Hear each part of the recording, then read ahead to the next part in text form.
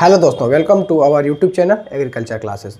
दोस्तों, आज की वीडियो में हम लोग बात करने जा रहे हैं प्रोकैरियोटिक और यूकैरियोटिक, अर्थात प्रोकैरियोटिक कोशिका किसे कहते हैं, यूकैरियोटिक कोशिका किसे कहते हैं, इसमें डिफरेंस क्या होता है, प्रोकैरियोटिक कोशिका किस में पाई जाती हैं, यूकैरियोटिक कोशिका किस में पाई जाती हैं।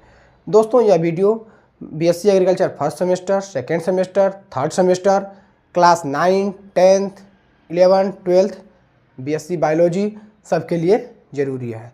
यह प्रोकैरियोटिक कोशिका, यूकैरियोटिक कोशिका आपको सब में पूछा जाता है। दोस्तों, अगर इस वीडियो को आप लोग अच्छे से देखेंगे तो आप लोगों का ये टॉपिक क्लियर हो जाएगा। आइए दोस्तों, पहले हम लोग बात करेंगे कि प्रोकैरियोटिक कोशिका किसे कहते हैं, इसका डेफिनेशन क्या है और ये किस में पाई जाती है, इसकी विशेषताएँ क्या है। इसके बाद हम लोग बात करेंगे यूकैरियोटिक कोशिका किसे कहते हैं, इसका डेफिनेशन क्या है, इसकी विशेषताएँ क्या है, ये किस में पाई जाती है, और दोस्तों उसके बाद हम लोग बात करेंगे इसके डिफरेंस क्या है दोनों में।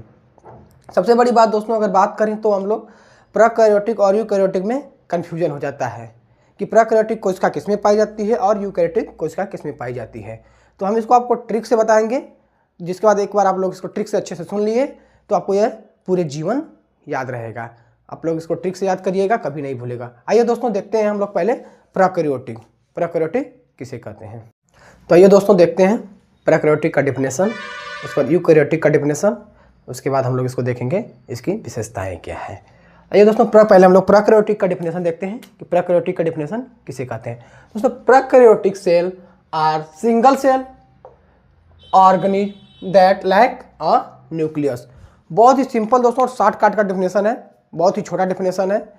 और अगर जिसमें बात करते हैं तो prokaryotic cell are single cell, क्या है दोस्तों, सिंगल सेल और organism that are like a nucleus, क्या है, न्यूक्लियस की अनुपस्थिति होती है। प्रोकैरियोटिक सेल क्या है, इसमें न्यूक्लियस की अनुपस्थिति होती है। यदि हम लोग बात करते हैं यूकैरियोटिक सेल का डिफिनेशन पहले देखते हैं दोस्तों, उसके बाद हम लोग इसको हिंदी में भी एक्सप्लेन करेंगे, आपको इसको अच्छे से बताएंगे। पहले यूकैरियोटिक का डिफिनेशन हम लोग देख लेते हैं। Eukaryotic are organism whose cell contain a nucleus and other member bond organelles। क्या है इसमें, जो न्यूक्लियस और अदर मेम्ब्रेन बॉन्ड है दोस्तों उसमें ऑर्गेनल है, अर्थात उपस्थित होते हैं। बट अगर प्रोकैरियोटिक की बात किया जाए तो ये सिंगल सेल होते हैं और जो न्यूक्लियस होती है दोस्तों वो अनुपस्थित होती हैं, न्यूक्लियस अनुपस्थित होती हैं। बहुत ही छोटा डिफरेंस है दोस्तों। यदि हम लोग बात करते हैं दोस्तों, यदि हम लोग बात करते हैं कि प्रोकैरियोटिक की विशेषताएं क्या होती हैं दोस्तों, प्रोकैरियोटिक यदि बात किया जाए तो इसमें सीधी सी बात नाभिक नहीं होता है, अर्थात न्यूक्लियर नहीं होता है। और दोस्तों कोशिकाओं में जो आंतरिक झिल्लियां होती हैं वो भी नहीं होती हैं, अर्थात दोस्तों प्रोकैरियोटिक में न्यूक्लियस, पहले तो न्यूक्लियस नहीं होता है और जो आंतरिक झिल्लियां होती हैं वो भी अनुपस्थित होती हैं, अर्थात नहीं होती हैं।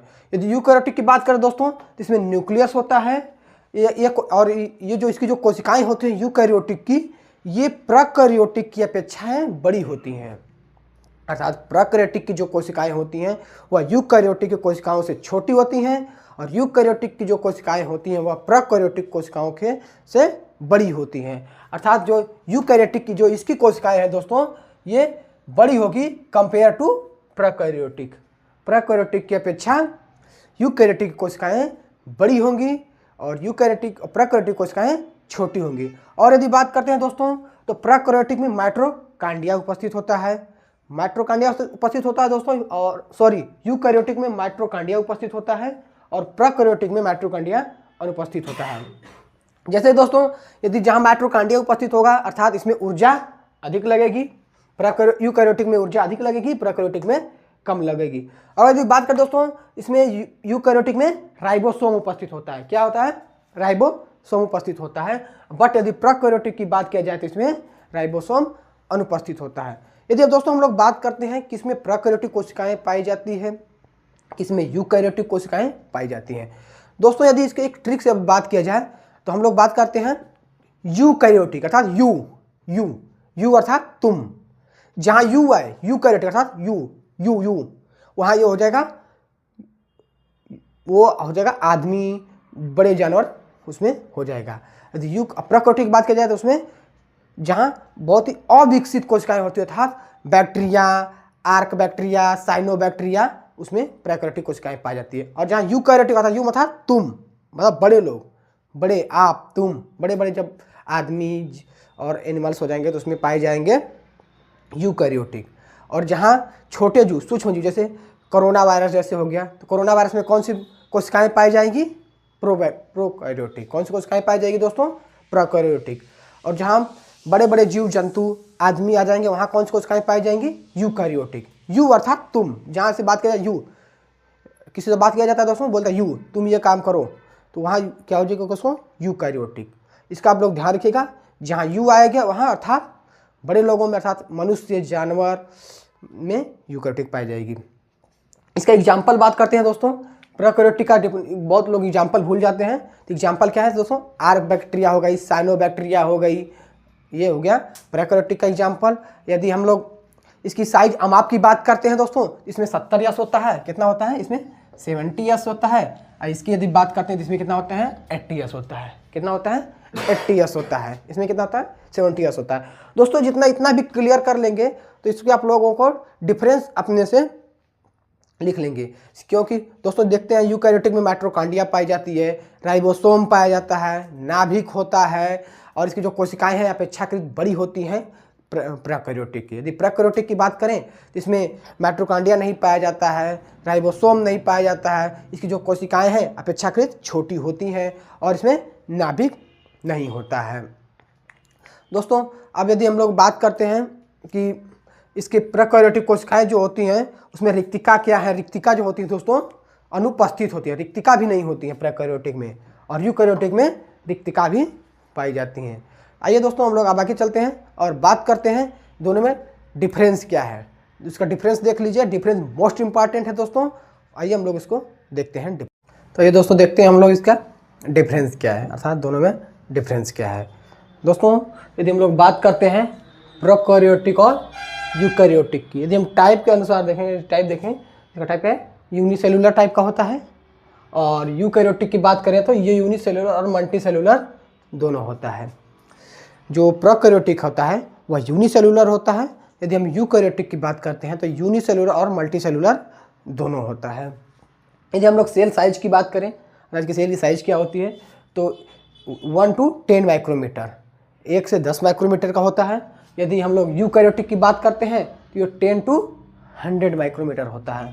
अर्थात प्रोकैरियोटिक 1 से 10 माइक्रोमीटर का होता है, और यूकैरियोटिक 10 से 100 माइक्रोमीटर का होता है, अर्थात की होती है।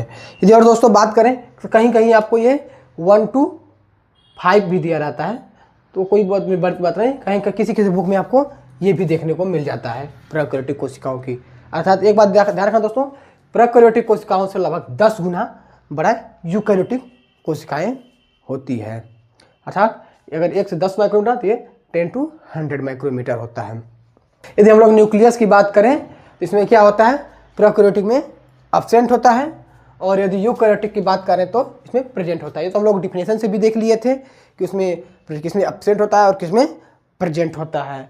यदि हम लोग सेल वाल की बात करें दोस्तों, सेल वाल क्या है? जो प्रोकैरियोटिक होता है सिंपल सेल वाल होता है, और यूकैरियोटिक होता है जो उसमें कॉम्प्लेक्स सेल वाल होता है। प्रोकैरियोटिक में सिंपल सेल वाल होता है और यूकैरियोटिक में कॉम्प्लेक्स सेल वाल होता है। यदि हम लोग राइबोसोम की बात करें दोस्तों तो स्मॉल होता है, 70 यस होता है, इसका अमाप जो साइज होता है 70 यस होता है।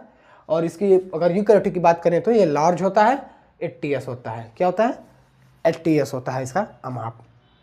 यदि हम लोग डीएनए की बात करें दोस्तों, जो डीएनए होता है वो सर्कुलर होता है। कैसा होता है? सर्कुलर। प्रोकैरियोटिक में डीएनए सर्कुलर होता है। यदि यूकैरियोटिक की बात करें तो यूकैरियोटिक में डीएनए लाइनर होता है। कैसा होता है? लाइनर होता है। यदि हम लोग न्यूक्लियर मेम्ब्रेन की बात करें दोस्तों तो प्रोकैरियोटिक में एब्सेंट होता है और यूकैरियोटिक में प्रेजेंट होता है। जैसे दोस्तों देख लिए हम लोग, अगर हम लोग इसका भी देख लिया, डिफिनेशन भी पढ़ ले, डिफिनेशन से भी हम लोग डिफरेंस कर लेंगे। यदि हम लोग इसको भी पढ़ लें तो यहाँ से भी डिफिनेशन हम लोग बना लेंगे। क्या है दोस्तों? ये यूनिसेलुलर होता है, 1 to 10 माइक्रोमीटर होता है, न्यूक्लियस एब्सेंट होता है, सेल वाल सिंपल होता है, राइबोसोम जो 70 एम आपका होता है, डीएनए सर्कुलर होता है, और न्यूक्लियर मेम्ब्रेन एब्सेंट होता है। यदि हम लोग यूकैरियोटिक की बात करें तो ये यूनिसेलुलर एंड मल्टीसेलुलर दोनों होता है। और यदि बात की जाए माप की बात की जाए तो 10 to 100 माइक्रोमीटर का होता है दोस्तों। यदि हम लोग बात करते हैं सेल वॉल की, सेल वॉल इसका क्या होता है, कम्प्लेक्स होता है। यदि न्यूक्लियस की बात करते हैं दोस्तों तो न्यूक्लियस में प्रेजेंट होता है। यदि हम लोग साइज की बात करते हैं तो 80s होता है इसका माप, DNA लाइनर होता है और न्यूक्लियर मेम्ब्रेन प्रेजेंट होता है। दोस्तों उम्मीद करते हैं कि आज की वीडियो में आप लोग समझ गए होंगे। मिलते हैं नेक्स्ट वीडियो में, तब तक के लिए धन्यवाद।